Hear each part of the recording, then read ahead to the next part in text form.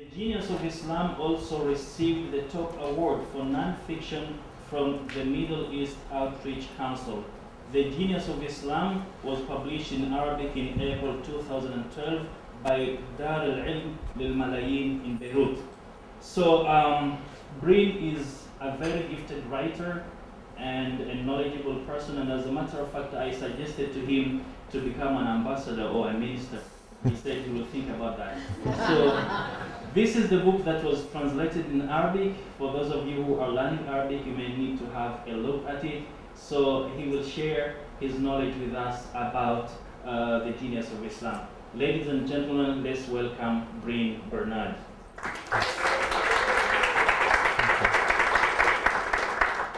Thank you very much, and thank you all for coming this evening, and especially for my pals from AIS coming.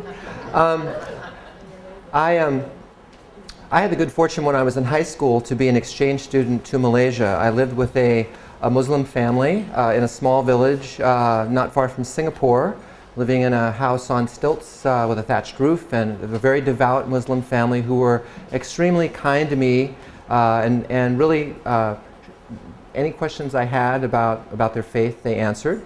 And it got me very interested in Islamic religion and the civilization. And when I was in university, whenever there was an opportunity to learn about Southeast Asia and Islam, I took it. I ultimately was able to teach an art history class on Islamic art. But my career has been as an illustrator, and more recently as a writer and illustrator. And I've written books on diseases and on plagues. I've illustrated books on dinosaurs and on space travel.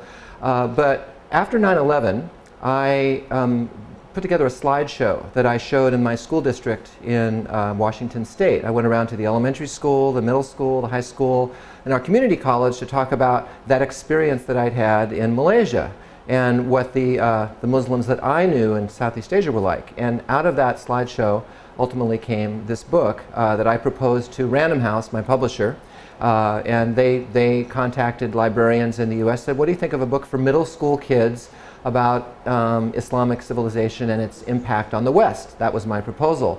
And librarians enthusiastically answered, saying, there's nothing like this that we know of in our libraries. And it really fill a hole in the curriculum. And if you look at a middle school curriculum in the United States, so typically people that are in 7th and 8th grade, typically there might be one page or two or three devoted to the Islamic world, and often when it says something like this, it says, after the fall of Rome, the classical Greek and Roman knowledge was preserved by the Arabs for 1,000 years, handed back to the Europeans, and that's the end of the story. And they may, after maybe saying a little bit about the 5 pillars and so on and so forth, it's very limited in talk, and it almost sounds like Islam was something that existed once upon a time and isn't around anymore. And so I wanted to show how the story about the Islamic world and the Western world is a continuing interwoven one.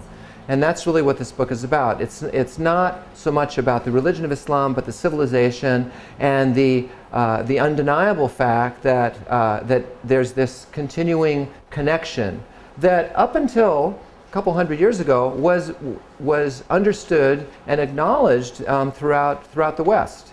Europeans in the 12th and 13th and 14th centuries often talked about their debt to Arab knowledge for their understanding of the world. For Islam's first 500 years, it was the preeminent scientific power in the world, rivaled pretty much only by China. Even long after sort of the tables turned and Europe sort of got back on its feet after the Middle Ages and started becoming more powerful, there was still this connection continued. So what my book does is talk about connections in science, in art, in philosophy, in technology, in architecture. And I'm going to go through that now, and I'm going to try and briefly give you sort of a timeline to sort of, for some of you this will be stuff you already know, for others this may be new information, and then I will sort of talk about different areas And this is only meant to be an introduction. It's not meant to be comprehensive. If you're interested, my book is for sale at Jarir Bookstore in both the English and the Arabic editions. And there's a very extensive bibliography in the back. You can also order it off of my website from Amazon.com, and with connections there. And so this gives you lots of places to go if you become more interested in the subject. So it's called The Genius of Islam, and the subtitle is How Muslims Made the Modern World. I'm not suggesting that Muslims were the only people that made the modern world, but I think that too often Islamic accomplishments and contributions haven't gotten enough acknowledgement. And so, and I should, as I indicated, I'm an illustrator, and so every painting and map that you've seen here I did myself. All the paintings are in oil, and all the maps were done in Adobe Illustrator and Adobe Photoshop. And of course I wrote the book as well, but a book is a cooperative enterprise between an author and an editor, and in my case also an art director and a designer. And so all four of us working together created what you're seeing here. And so this timeline that I'm going to go through kind of quickly shows you the influences that Islam had and the world had in Islam. So before the advent of Islam in the 7th century, you have classical Egypt. Let's see, I guess I can use this. Classical Egypt. Can everybody hear me, by the way? Okay. Classical Egypt, the founding of Rome in 763. Classical Greece, the birth of Jesus. Islam, of course, being an Abrahamic religion with connections to Judaism and Christianity. Sassanid Persia is really important. Classical India, and all these things you'll be hearing as I'm talking. I'll be referring back to this. This is probably the crucial date, 476, the fall of Rome. The Roman civilization was the organizing principle in the Mediterranean, provided law, provided technology, provided a sort of a philosophical organizing principle. With the fall of the Western Roman Empire, that changed. It created a political vacuum. And so with the rise of Islam from Mecca, here in Arabia, first, this is the area that became, during the life of the Prophet Muhammad, this is the area that became Islamic. This area here is during the first 4 followers, the caliphs that followed him, and then this light green area takes us to about 100 years after the death of the Prophet Muhammad. So the dates, of course, that all Muslims know: 570, the birth of the Prophet Muhammad. In 613, he begins preaching the message of Islam. About that same time, the Tang dynasty is rising in China. And so the connections between Chinese civilization and Islamic civilization become very important. And you'll see, I've already mentioned Persia, Rome, Greece. All of these other cultures are things that add and connect with the Islamic world. I'm going to be mentioning these 2 areas here, and if I seem like I'm running through this, the last time I gave this presentation here, I wasn't able to get to the end, and it was very frustrating for me, because the end is really one of the most important parts of the story. So you can read the book and get all the extra information. So the Umayyads in Spain, this was the first Islamic dynasty. So after the first 4 caliphs, or caliphs, first 4 rulers of Islam after the Prophet Muhammad, there was a long dynasty, the Umayyads. They were based in Damascus, Syria. And the Abbasid revolution in 764 destroyed the Umayyad dynasty, but one survivor managed to get from Damascus here in Syria and go along North Africa and arrive in the fledgling Islamic civilization, southern Spain, and found the Western Umayyad dynasty. And the competition, socially, politically, economically, technologically, between the Western Umayyads in Spain and the Abbasids in their new capital of Baghdad fueled a lot of what I'm going to be talking about today. That competition, a fashion that would start in Damascus, would be very quickly transmitted to Cordoba, the capital of the Western Umayyads. A new idea, say about astronomy, that would start here in Cordoba would be transmitted back here. Fashion, music, hairstyles, back and forth, back and forth.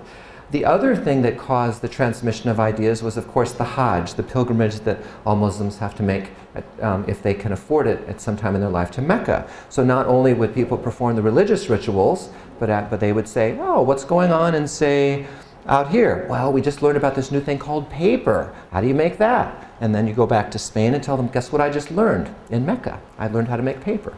And so you could, this was like the World Wide Web of its day. People would come, they would exchange ideas and transmit them throughout the growing Islamic empire. So then, in the beginning, you get conquest of these areas. Why? I already mentioned the fall of the Western Roman Empire, this big political vacuum in this area. But the Eastern Roman Empire continued, and they fought with Persia. And by the time Islam began to rise out of Arabia, these two were pretty much on their last legs. The Byzantium, the Eastern Roman Empire, survived, but Sassanid Persia collapsed. And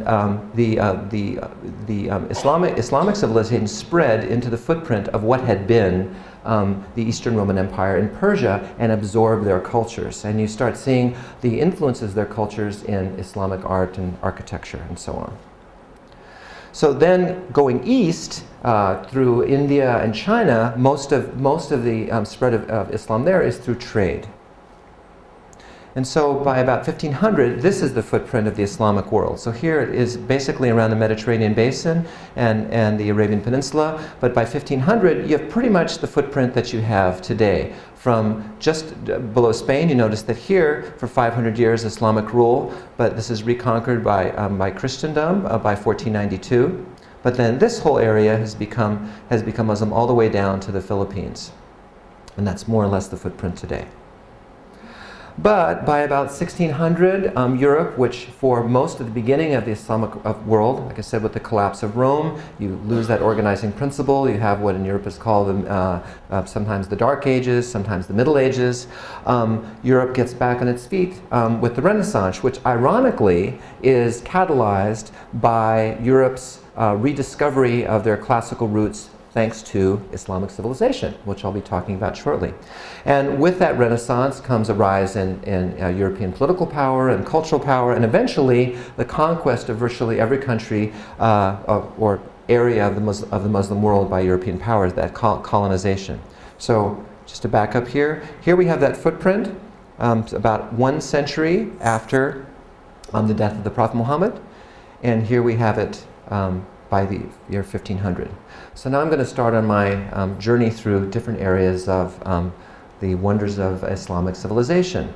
So Islam is unique in that rather the revelation that the Prophet Muhammad received from the angel, from God through the angel Gabriel comes in the form of words. So words and writing are more important in Islam than just about any other religion, with the possible exception of Judaism.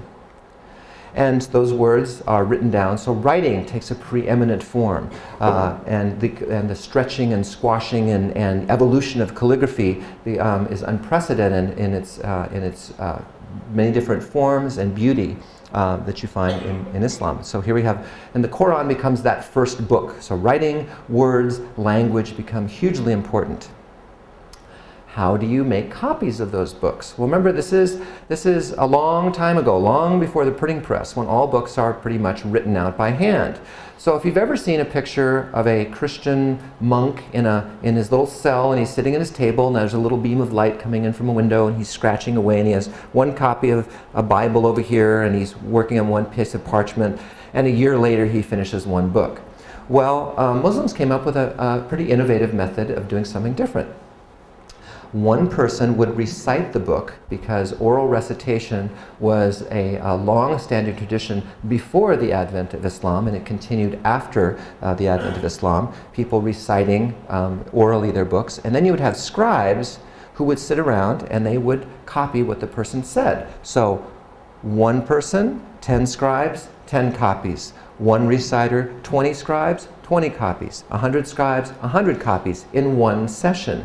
And this was a unique way of creating multiple copies of books. So you get the Islamic world having a big advantage in the transmission of information by this way of creating lots and lots and lots of books. And when we get to my next area, you'll see how they managed to do that in an inexpensive way. So writing evolves very quickly, starting with Kufic, which came out of stone inscriptions, quickly switched to the reed pen like Naskh and Thuluth and Diwani. And then also, as I said, calligraphy becomes the preeminent form of artistic expression in Islam. Although in sacred spaces, it becomes really the only form besides geometric and vegetative design with no figures. But outside of secular spaces, you find figurative work. But zoomorphic calligraphy is a way of sort of doing a figure, but doing it with words. And so here you have a peacock with Bismillah. And then here is lithographic reproduction. Why do I show that? Well, sometimes Muslims have been criticized because when Gutenberg invented his printing press, it didn't catch on in the Muslim world. Well, if you've ever seen one of those Gutenberg printing presses, you have single individual wooden blocks which don't lend themselves very well to this very elastic kind of writing that was developed out of Arab script. So lithography, if you're not familiar with it, you have a special kind of stone, you write on it with a grease pencil, you flood it with water, and then you roll a oil-based ink on top of that, which sticks to the grease pencil but is rejected by the water. Put a piece of paper on that, roll over it, 1 copy, ink it again, 2 copies, 3 copies, 4 copies. So this lends itself to drawing pictures, but also it lends itself very well to writing. And so a lot of books that were reproduced in copies in the Islamic world, within 10 years of the invention of lithography in Germany, it had spread throughout the Islamic world, really surpassing the spreading of the Gutenberg printing press.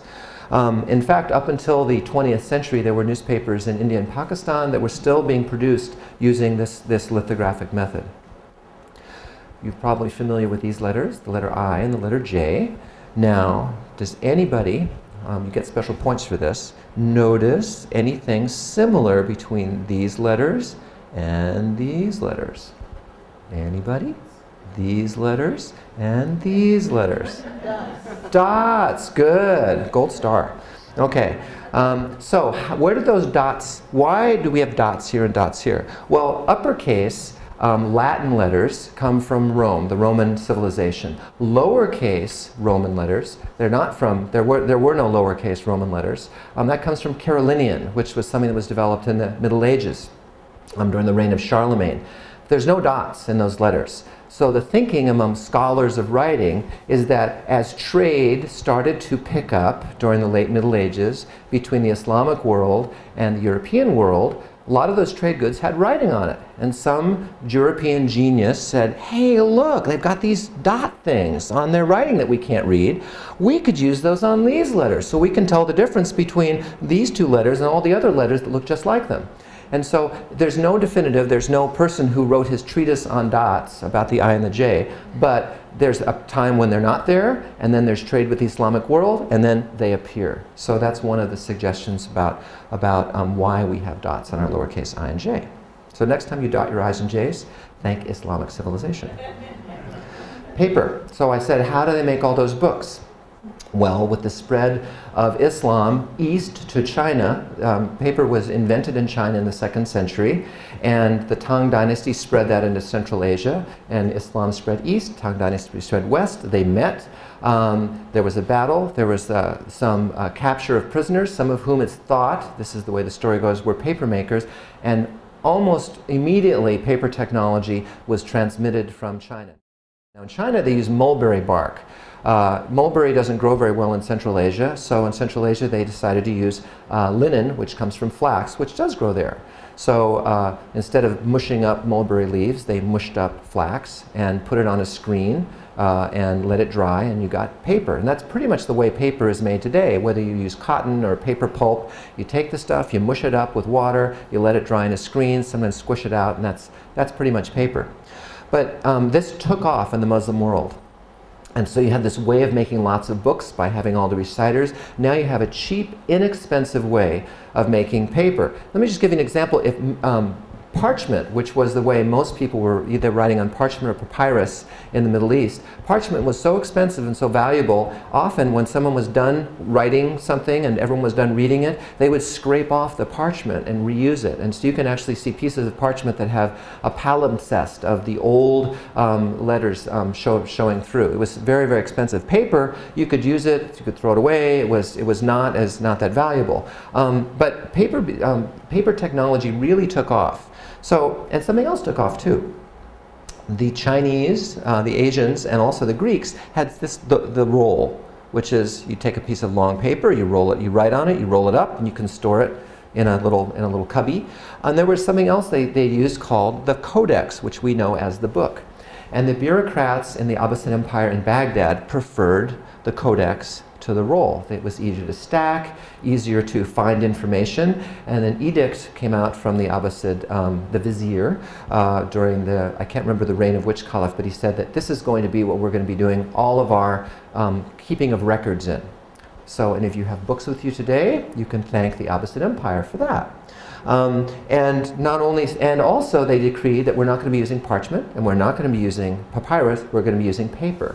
And so it was official edicts coming from the most powerful civilization in the Mediterranean basin, the Abbasids, that really helped spread paper technology and book technology throughout the world, throughout that part of the world. Also, they decreed certain paper sizes. You may wonder why when you write an A4 size paper. Who came up with that paper size? Well, that is the distant descendant of the paper sizes that were also decreed by the Abbasids. This paper size for this function, this paper size for this function, this paper weight, this paper color. They had very specific colors and sizes for all different functions of the Islamic bureaucracy. So we have the roll, we have the codex, and we have the library. That was not an invention of Muslims. There was this, when Islam spread out of Arabia and encountered the great library at Alexandria, this was a way of keeping things, keeping information. Notice one difference between probably any library that you've encountered in the modern world and this library. Anybody have any suggestions? The way they're keeping the books? On their sides, right. Now I've talked to librarians who say this is an excellent way of preserving the spines. So apparently that medieval Muslims had something over on us moderns.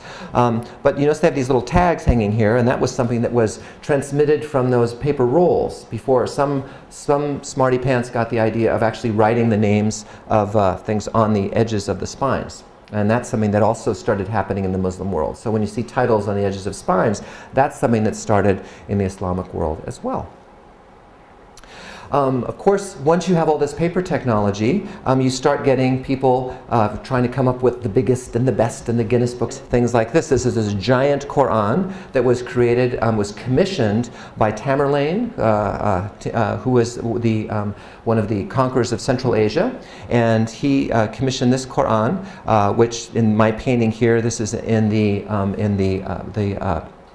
mosque in Samarkand. And if you go to the British Museum, you can see this particular page in the British Museum in London. 6 feet tall, 2 meters tall. Also, I mentioned those different weights of paper. Here we have bird paper, which was the email of its day. So we always have the World Wide Web of its day, and now we have the email of its day. And this was very thin, light paper that you could write messages on and put in a little backpack on a pigeon and send that pigeon off to the Sultan could find out what was going on in various parts of his domain. Translation. The Great Translation Project was the Human Genome Project of its day. Everyone's heard of Aristotle. He's considered the founder of Western civilization. Well, in my painting of Aristotle here, he has all these cracks on his face and these different colors. What I'm trying to suggest in this illustration is that the Aristotle we know is not really one person. He's a composite personality made up of Muslim translator after Muslim translator after Muslim translator, because there is no original Greek Aristotle extant in the world today. The oldest Aristotle that we have today is in Arabic. It's an Arabic translation with commentaries, and that's not even the earliest. It was a translation with commentaries from an earlier version, from an earlier version, from an earlier version. So when we look at Aristotle today, we're really seeing him through a multitude of Muslim lenses as they tried to figure out what he was saying and comment on it and stretch it and squash it and take it from the original Greek into Syriac and from Syriac into Arabic. Muslims encountered Aristotle in that great library at Alexandria. And they noticed that there were the Greek philosophers that were being stored in that one library were saying things that seemed like things that were being said in the Quran. And so there was this idea that if Muslims, if they translated all the ancient Greek knowledge, it would buttress, back up, show that the ancients, that a lot of the knowledge in the Quran was connected to the ancient world, and this was like universal knowledge that what the ancients knew was also being was revealed in the Quran as well. This project really got underway during the Abbasid Empire. And the idea was to translate everything from the ancient Greek world, to take all of ancient knowledge and turn it into Arabic, plus all the knowledge of ancient Babylon, plus all the knowledge of Persia, plus all the knowledge of China, plus all the knowledge of India, everything that Muslims gave their hands on for 1 century in the place called the Beit al-Hikmah, the House of Wisdom in Baghdad. You would bring in manuscripts. Whoops, let's go backwards there, sorry. Got a little ahead of myself. Okay, you would bring in manuscripts, and they would be read, and then they'd be translated into Arabic, and they'd be turned from the rolls into these codexes here. So this is my suggestion of what the Beit al-Hikmah looked like.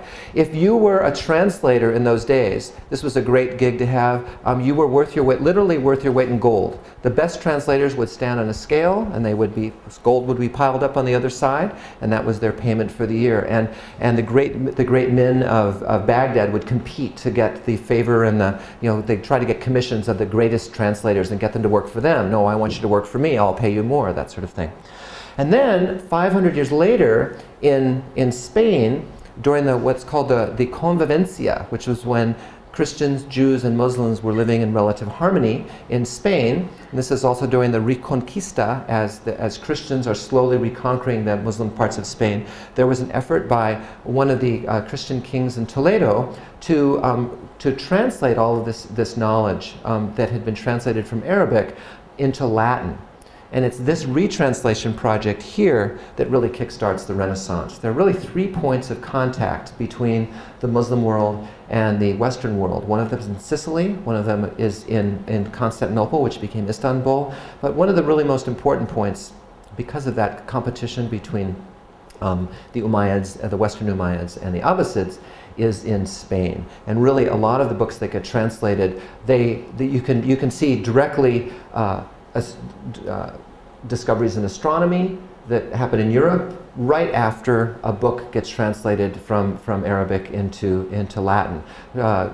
Discoveries in lens making, discoveries in mathematics. Every time these books start getting translated, you see leaps in European understanding, and often Europeans sometimes actually claiming the books for themselves. There was a great sort of cottage industry of going down to Spain and finding a book on, say, the astrolabe and translating it into Latin and saying, "Look what I discovered." So this was something that occurred during the sort of the beginnings of the Renaissance, and really it's my contention that this is what really lit the fire of the Renaissance. Europeans were ready for it, but once their knowledge of the ancient Greek world plus 1,000 years of Muslim building on that foundation is really what got things going. Mathematics. Mathematics is probably one of the areas where that the Muslim contribution to modern mathematics is most acknowledged. Now, anyone wearing an analog watch, if you've ever wondered why it has 12 hours rather than 10, and why we have 60 seconds rather than 100, that's because it's sexadecimal counting, and that's something we inherited from the ancient Babylonians. That's why we have 360 degrees in a circle. And that was one of the counting systems that was being used at the time of the advent of Islam. I mentioned that ancient Roman Empire. I'm sure you all learned your Roman numerals in school with V for 5 and I for 1 and X for 10, which is great for addition and subtraction, and multiplication and division, a little bit harder. Higher math, pretty much impossible. Am I right, Mary Jo? Is that true? That is the head of our math department from AIS. And so that's notational counting. But the kind of counting that came out of ancient India is called decimal counting, base 10, which we're familiar with. And so these are what are called Brahmi numerals right up here. And if any of you know Chinese, you'll notice that these look a lot like the Chinese 1, 2, 3. These spread west, and they also spread east, influencing counting systems throughout the world. And so here you have the Brahmi numerals. That's about the 1st century AD. And then these are Hindu numerals in about the 5th century AD. If you notice something different between these, there's only 9 of them. And by the 5th century, Hindus have come up with the concept of 0. And that concept of 0 plus that decimal system gets transmitted to Arabia, and from Arabia throughout the Islamic Empire. And it outcompetes the other counting systems. It outcompetes the Roman numeral system and the sexagesimal system and some of the others. And it becomes the dominant counting system in the Muslim world. And eventually the Europeans catch on. In fact, Fibonacci, who is famous for his Fibonacci sequence, he's an Italian, he goes across to North Africa and he notices how much more efficient the counting houses and the accountants in North Africa are than the ones back in Italy. And so he writes a book about this new kind of math and brings it back, and it takes off in the banking system in Europe. So you have Eastern Arabic numerals, Western Arabic numerals, and then Byzantine numerals, and notice how they're getting closer and closer. Notice how some of them, they change direction. There's the 3 looking kind of like our 3, then it changes that way, and it gets this way, and eventually we get to the modern 3. We often call them Arabic numerals, but more properly they're called Hindu Arabic numerals. So if you've ever taken a 2-place number and stacked it over another 2-place number and put a line under it and either added or subtracted or multiplied, someone had to invent that. And the person who invented that was a mathematician named Al-Uqlidisi as a way of adding, subtracting, and multiplying. So you're doing something that was invented by a medieval Arabic mathematician. And then this is probably the most famous of all Arab mathematicians, Muhammad al-Musa al-Khwarizmi. And his name in the Latin translation of his most famous book was Logarithmi, and a portion of the title of that book was Al-Jabr. And if any of you have suffered through algebra in school, you'll know that that comes from this Arabic word. And if you've ever tried to learn your logarithms, it's thanks to his name. Art, my favorite subject. I've already talked about calligraphy and its importance in Islam. Geometry. All of those discoveries in math got Muslims very interested in geometry. The arabesque, the showing of the natural world through decorative versions of plant life also became one of the ways that Muslims like to decorate spaces. And one of the nice things about all 3 of these is that they're infinitely repeatable. So you can cover any space, and they're squashable and stretchable. So you can move them around just about any 3-dimensional space. And I've already mentioned zoomorphic calligraphy. And I mentioned briefly pictorial representation. As I said, that in sacred spaces, pretty much forbidden, but in secular spaces, very, very common. And so you get a great tradition of Muslim books, secular books, Persian miniatures, Turkish miniatures, Indian miniatures, with really brilliant figurative illustrations, some of which are really incomparable. So this calligraphy and geometry and the arabesque get put on textiles, and they get put on glass, and they get put on metalwork, and they get put on beautiful architectural gems like the Alhambra. And this is my version of the court of one of the interior courts of the Court of the Lions. And here you have, down here you have geometry, and here you have calligraphy, and here you have the arabesque all together. I visited this recently, and it didn't look anything like this because there were about 5 billion tourists in there. So, part 2. So we're going to move forward here. Architecture. That was so you could have your break and your coffee and all that stuff. So the Grand Mosque in Damascus, as Islam spread into what had been the Roman world, they encountered this, which was the rounded arch. So the Romans came up with the dome and the drum and the column, some of which they'd inherited from previous civilizations, but use that. If you look at Roman architecture, they have dome buildings and they have columns and they have arches.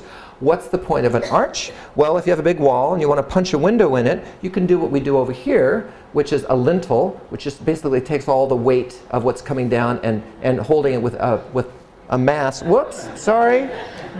Okay, I just get too excited with this pointer. Okay. Okay, so that lintel up there takes the mass of the wall. But the nice thing about a dome is, an arch, is that all this weight here gets pushed to the side like that. Okay, and it goes down, so it gets pushed out and down. Well, one of the disadvantages of that is you can only make walls so high. But this is an Assyrian invention called the pointed arch. You can barely see the point here, but that's on the Al-Aqsa Mosque. And then you can also see it here on the Ibn Tulun Mosque, here. My thumb is too big, that's the problem with this. Where the points are more obvious, and you can see it here on the Taj Mahal. And the nice thing about a pointed arch is that it takes the weight more down than out. And so you can get higher and higher and higher. And Muslims also came up with other kinds of architectural forms like the horseshoe arch and the ogee arch and the multifoil arch.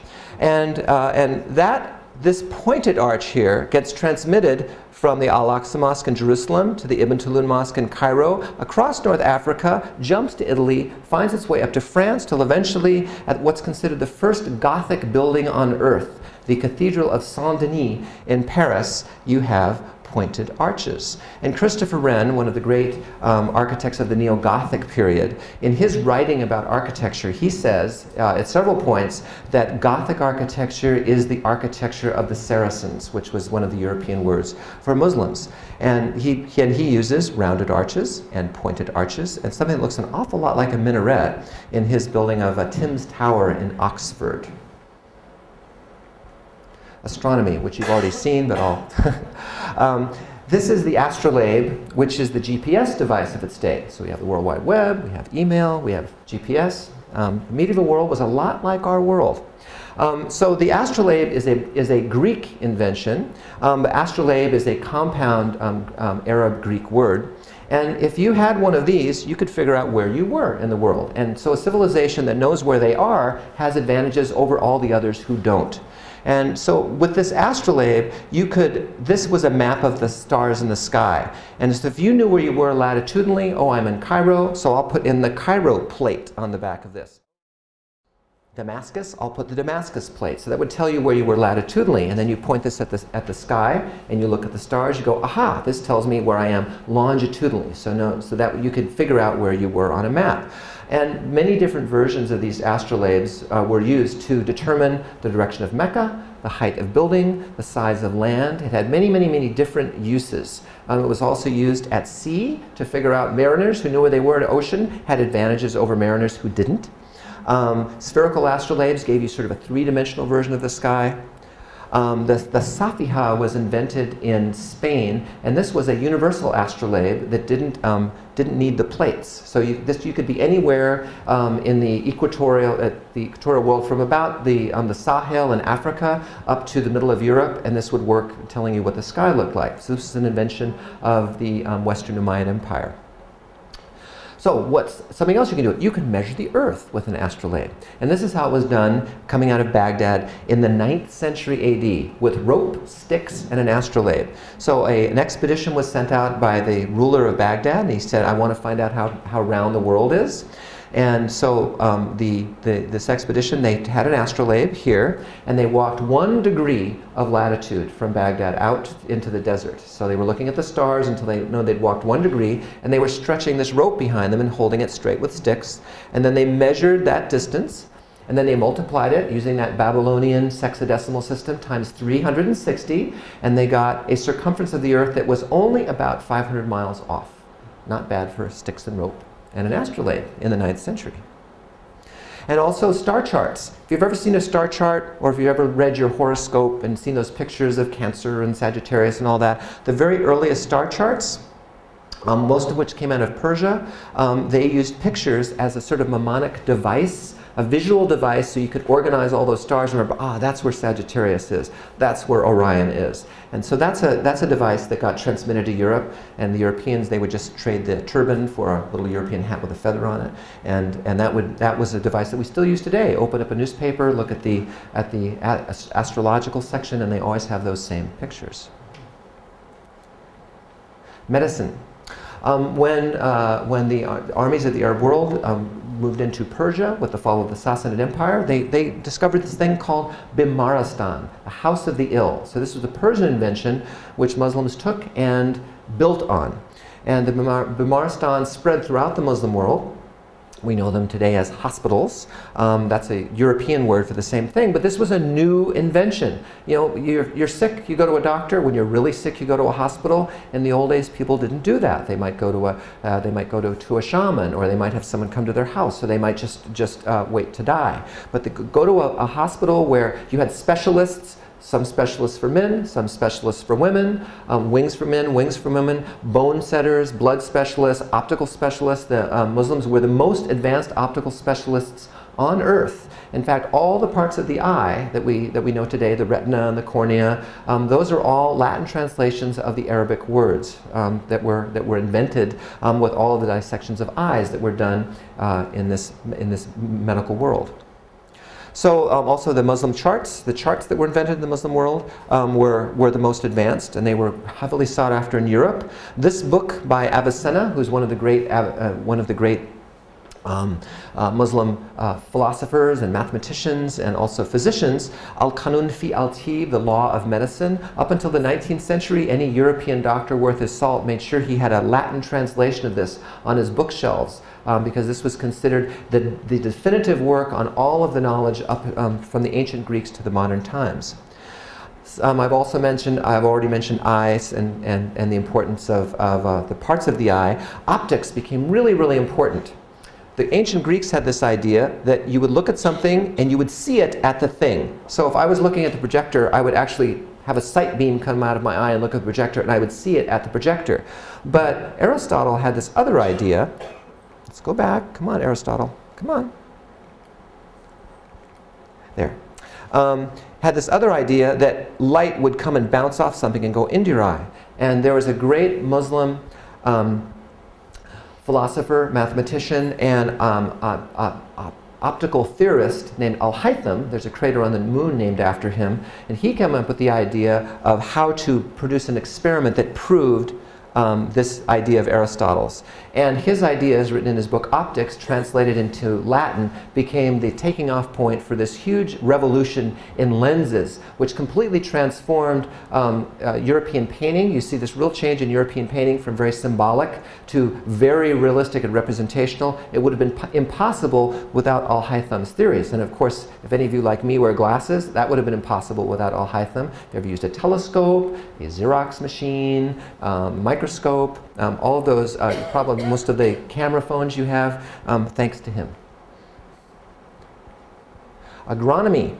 All of these foods you're probably familiar with, they all started out, except for one, in India. They're tropical foods that were really popular in the Arabian Peninsula, traded back and forth between India and the Arabian Peninsula, and they spread with Islam throughout the Mediterranean world. So I'm not going to go through all of them here. We have sugarcane and rice and bananas and mangoes and plantains, watermelons and coconuts and artichokes and lemons and limes and oranges and eggplant and cotton and only coffee. Coffee came from Africa, but all these others came from India, spread via Islam through the Mediterranean world, and from the Mediterranean with Columbus to the New World and around the world. The Noria wheel, water technology became really advanced in the Muslim world because you had to take all of these tropical foods and grow them in a desert climate, so you had to move water around. Some of this technology got transmitted to the New World. You can go to parts of the Yucatan today and still see 9th century Syrian water technology being used in parts of the Yucatan Peninsula, like the Sakia and the Sanduk. Engineering, this is my favorite chapter, and those of you that are starting to get a little sleepy, we're almost at the end here. So I've already mentioned the Noria wheel and the Sakia. So this steam engine here, let me back up. The crank and the rod. This is considered the second most important invention in human engineering history after the wheel, and it's pretty much undeniably an invention of the Islamic world. In the 12th century, there's a book by the Muslim engineer Al-Jazari, and it's the Book of Ingenious Inventions. It has 50 inventions in it: combination lock, plywood, certain kinds of standardized weights and measures.